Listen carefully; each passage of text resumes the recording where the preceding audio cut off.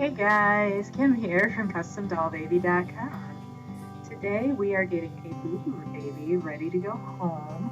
What I have here is the kit that has been thoroughly washed and dried, so we have a nice clean surface on which to apply our sealant. I went to Michael's last night to buy a picture frame, and whenever I'm in any arts and crafts store, I always wander the aisles to see what random useful thing they might have.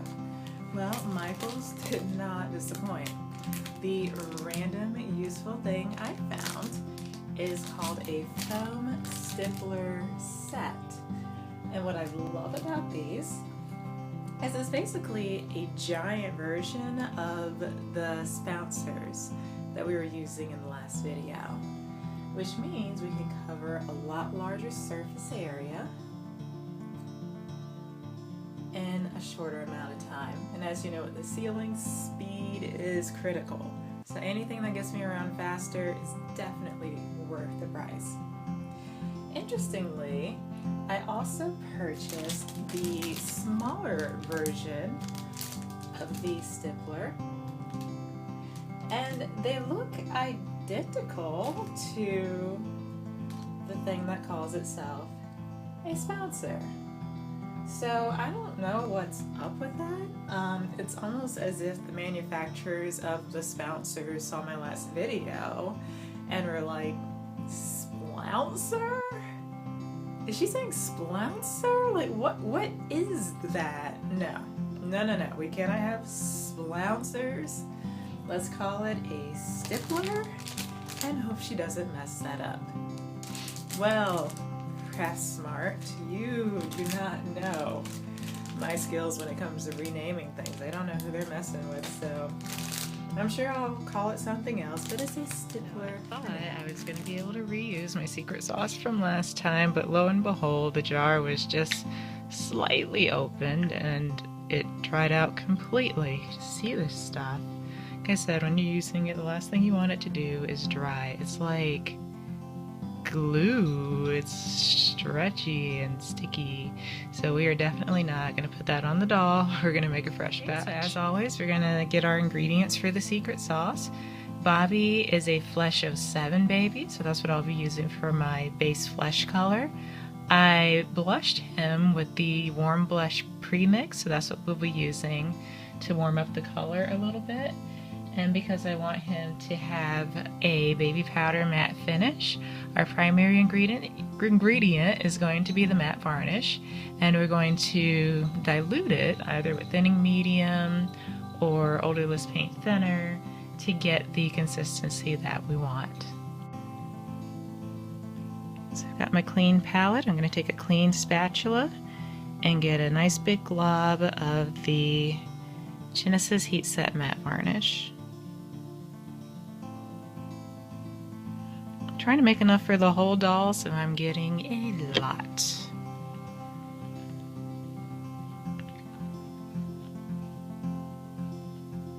And on top of that, I'm going to start adding in my tinting or my complexion colors. So this is a Flesh of 7 baby, so I'm going to use Flesh of 7 to color it.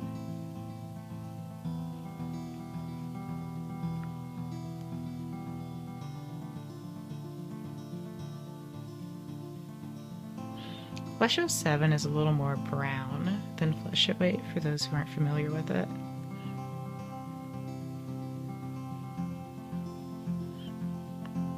I use it sometimes as an ingredient in my complexion mixes for biracial and African American dolls. It's great for Latin American dolls. It's a nice light brown color. Okay, it looks a little cloudy. That's because there's still more varnish than there is color. But I'm going to start adding my blush color before I add any more flesh so I can get it to the right level of pigment. This stuff is pretty highly pigmented, which is why I stopped using it. But I made this baby a while ago, so that's the color I used for his blushing. Just need to make sure I don't overdo it when I'm creating the sealing medium. More, see how that does. Hopefully I didn't overdo it. Like I said, this stuff is very pigmented. But we're going to dilute it down, so hopefully that's not an issue. Our goal is to seal the doll, not to blush the doll, so you don't want it too dark. But just tint it enough that it won't look like a chalky layer on top of the doll.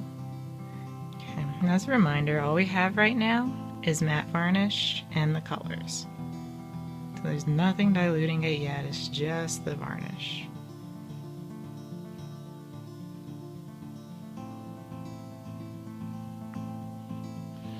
So I'm going to start a separate well and begin diluting it.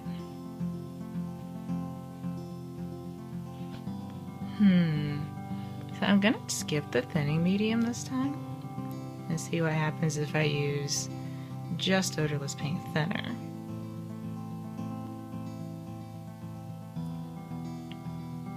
Right, it's like I said, it's like chili, you know, it's just, you make it to your taste, you make it to your mood. Even the best chili makers in the world try different recipes from time to time. So that is what we're doing today. I'm going to try a new recipe. I'm leaving out the thinning medium. If I was really feeling adventurous, I'd throw some satin varnish in there, but I'm not feeling that adventurous today, and I don't have time. You remember this plate from last time. And this plate also remembers last time. It's still kind of goopy from that experience. So we're going to clean that off really quick. And keep this sponge handy. We're going to need to clean it every time. As I mentioned last time, I cannot emphasize enough the importance of using a test part to make sure that your recipe is good. So fortunately, I have a bunch of these little arms painted with all of the complexion colors. So this is my Flesh 07 test part. So I can see how this is going to look on a Flesh 07 doll. So I'm just going to get a little bit of the formula here.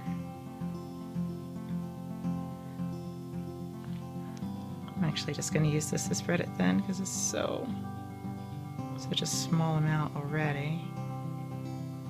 My spatula will just wipe it all up. Okay, I'm going to get a clean spouncer from last time, or like we did last time. I want to make sure you've washed it out before use. I pick up some of the material here, and you can see on the plate the pattern that it makes. It's very pretty, very nice for the skin texture. And I'm just going to do the back of the arm, because if it's not right, I don't want the whole piece covered in it. Okay, so there's a teeny section that I did. You can just barely see the sheen on it. What I like is that it didn't substantially change the color of the part. It did it's a little bit darker, so I'll dilute it some more. But the coloring is good. We're gonna let that dry. We're gonna cure it and make sure it doesn't get chalky or do anything we wouldn't expect it to do. And the results are in. So this is the little section that we tried the sealant on. It's not crusty, it's not white, it doesn't feel gritty, and it didn't substantially change the color of the doll, so you can't really tell where the medium ends and the unfinished part begins, but it does take the shine off the doll. So I'm super happy with this recipe. We're gonna put it all over Bobby. Slim turned out so beautifully. We're now ready to apply this to the rest of the doll.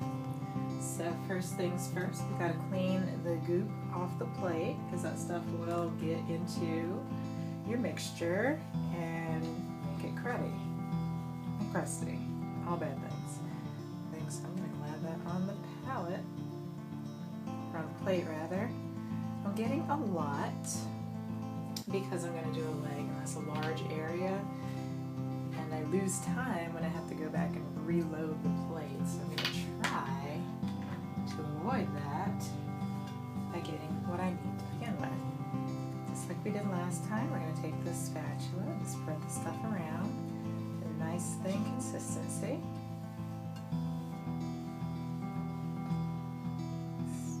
A little bit more than that.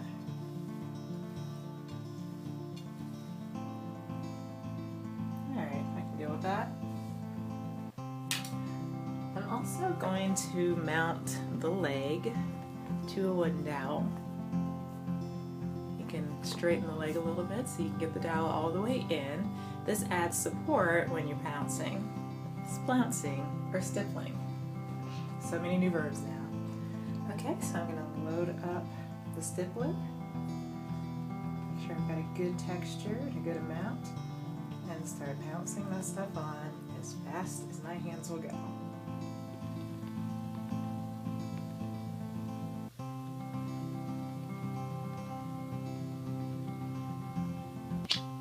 Okay, something gross dropped into the medium, so grab those things out. Don't want it on the doll. Get a little bit more.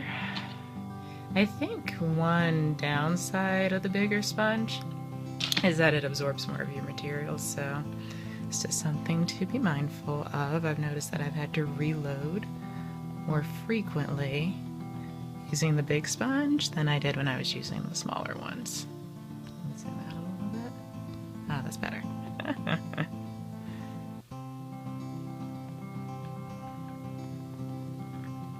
So we got a good coating on. I'm gonna get my brush and get the small spaces.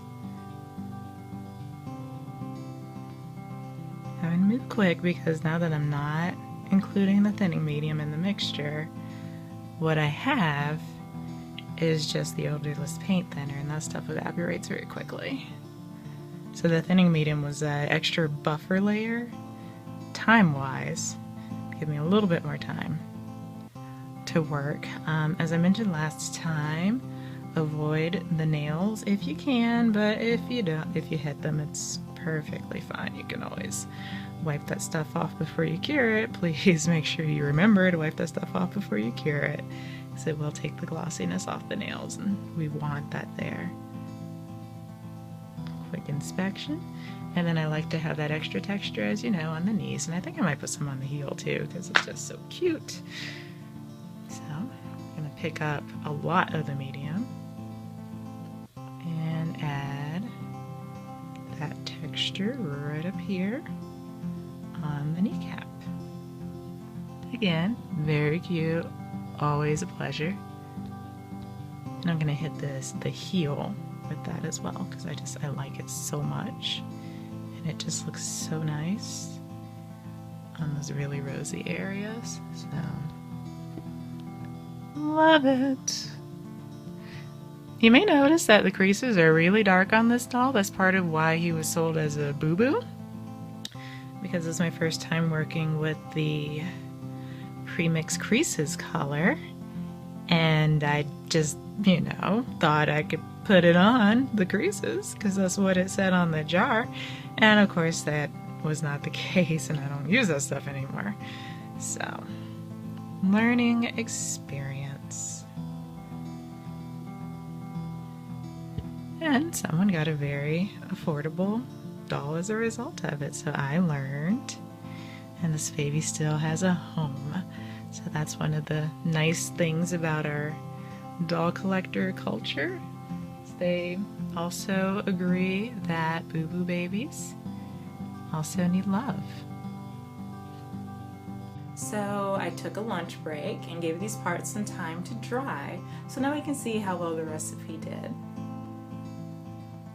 I'm actually very pleased with how this came out. So as you can see, I have that perfect baby powder matte texture without a whole lot of crustiness. Now there were a few places where I got carried away and it did get kind of crusty, but that's okay because I found another useful random thing. This one I bought on Amazon. They're called Soft Brand or Soft, however you pronounce two F's, I'm not sure. That sound exists in English. Paint Draw Blend. They're little sponges, and what I love about them is they're very inexpensive, and you can just take one and apply it to the tip of pretty much whatever you feel like working with. So this one's already kind of full of material, so I can just add this cover right on top, and it's a nice soft sponge that I can use for buffing off the excessive varnish. So I've already done some of that polishing work on this limb. There's a little bit of crunchiness in the hand here, so we'll use the soft covers to dig some of that out. Remember, wax on, wax off, you want to be very gentle, not to take off all your varnish, you just want to get off the excess. If you rub it to the point that it starts to look shiny again, I would suggest that you cure the rest of the varnish first before adding back any areas that you over-polished.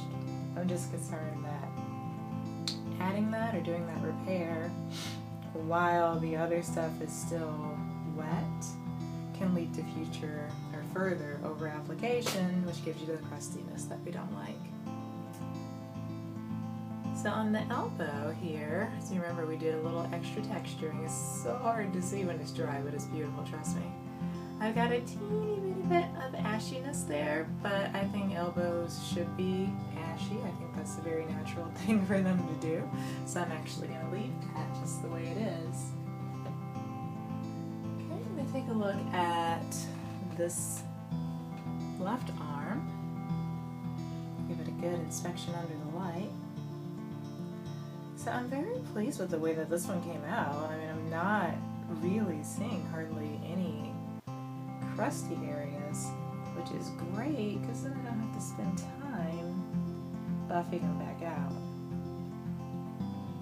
I mean, I think I'm seeing a little bit of white here, but I think we tinted it very well and we diluted it very well, and that's why there's very, very minimal crunchiness building up.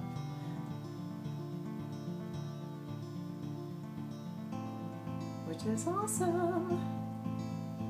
Yeah, I'm super excited about this. You can tell that I've been disappointed with matte varnish so many times that when it doesn't do what I expect it to do, I'm extremely happy.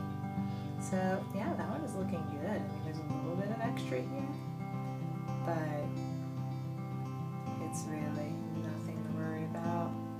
When you're doing the buffing, sometimes you'll get little crumbs of the varnish left on the doll. Those will stick to the doll, so just take the softest brush you can find and gently brush those crumbs off.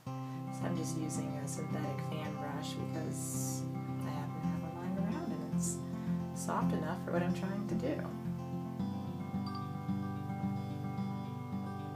The last thing I'm going to demonstrate is cleaning off the nails. As I mentioned, you want to try to avoid those, but if you hit them, it's okay. You can clean them off later.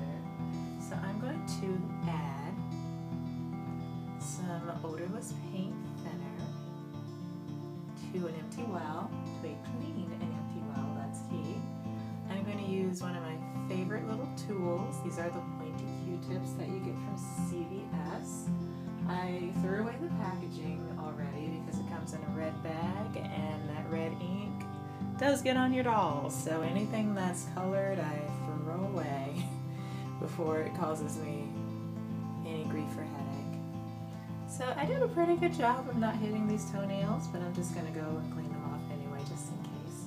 So I absorbed a little bit of the paint thinner into the Q-tip, and I'm just going to gently wipe off the nail.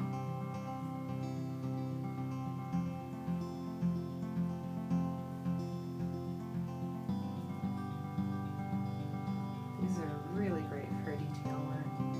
You will have to dip it a few times because it evaporates very quickly, especially off the pointy tip. Now, if for some reason you're not able to get the level of cleanness or shine that you desire, you can always go over the nails again with the gloss varnish. I mean, ideally you would be doing the sealing before you glossed anything, but this is a boo-boo baby that I am touching up, so there's some things that happen out of order. So once all my nails are clean, we're gonna put these in the oven. Don't forget to let it bake longer than what you normally do. I like to give it about 12 minutes at 250. Probably do 15 minutes, wouldn't hurt, to make sure that these varnishes are fully cured. You don't want anything crusting off or wiping off when you're done. So that was fun. Thanks for watching. And next time I find something cool or learn something new, I will let you know. See you next time. Bye.